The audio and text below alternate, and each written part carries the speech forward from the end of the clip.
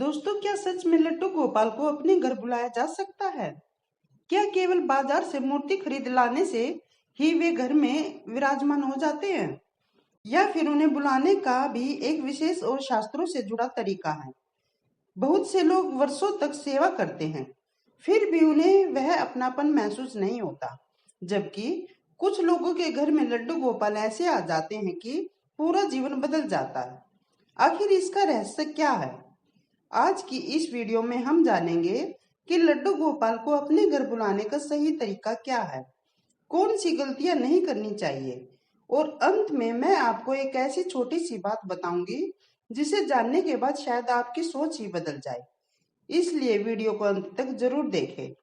दोस्तों, पहला तो ये है कि क्या हमें भगवान को बुलाना पड़ता है? सबसे पहले एक बात समझ लीजिए, भगवान श्री कृष्ण सर्वव्यापी हैं।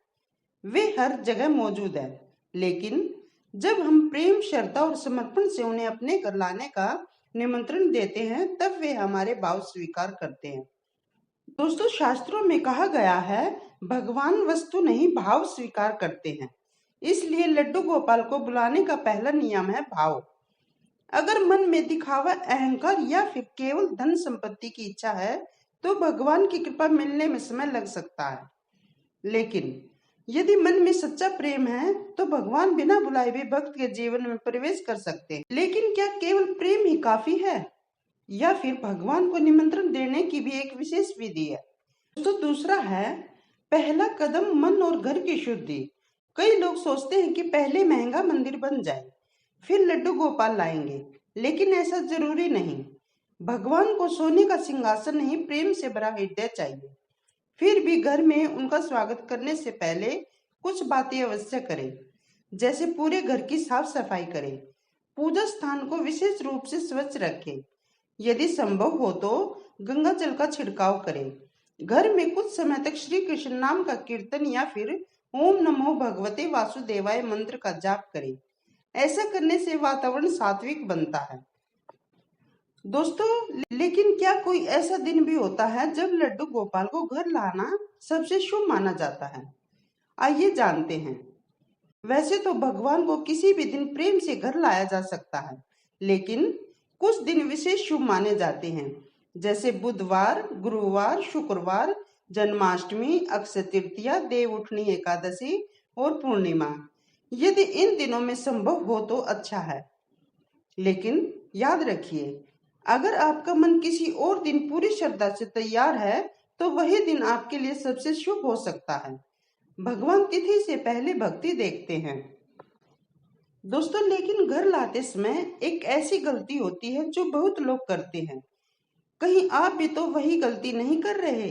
ये जानते हैं, जब आप उन्हें खरीदने जाए तो उन्हें केवल मूर्ति ना समझे, मन ही मन कहे, हे कान्हा, यदि आपकी इच्छा हो तो कृपा कर मेरे घर पधारिए।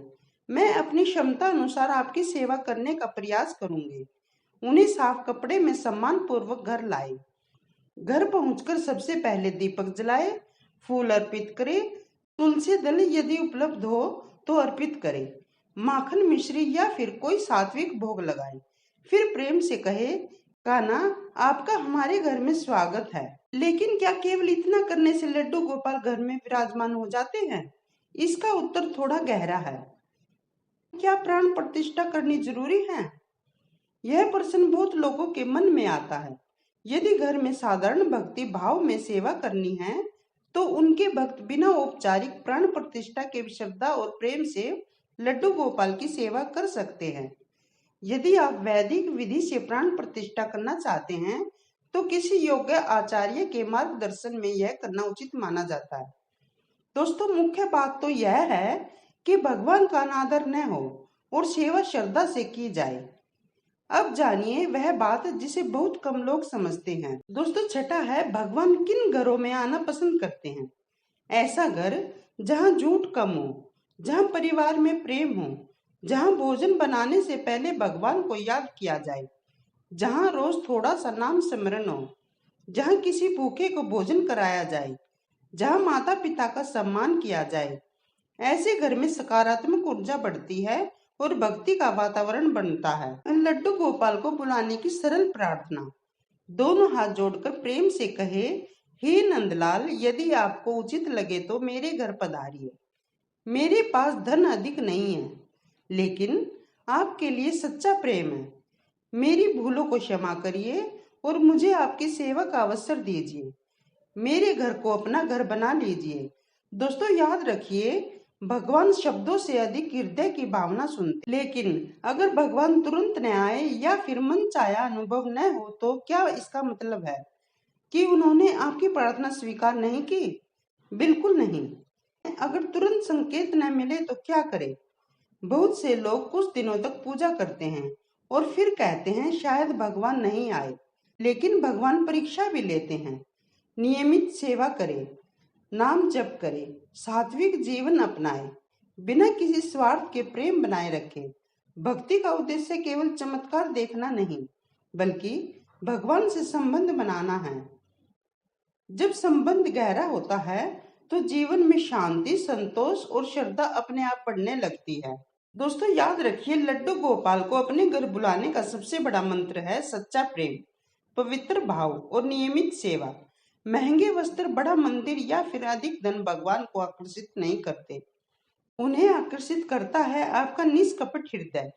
यदि आपके मन में सच्ची भक्ति है तो विश्वास रखिए कि भगवान आपके जीवन में अपनी कृपा का मार्ग अवश्य खोलेंगे। दोस्तों, अगर आपको यह वीडियो पसंद आई हो तो इसे अपने परिवार और उन सभी भक्तों के साथ जरूर साझा करें जो अपने घर लड्डू गोपाल को विराजमान करना चाहते हैं। जय श्री राधे कृष्णा। राधे राधे।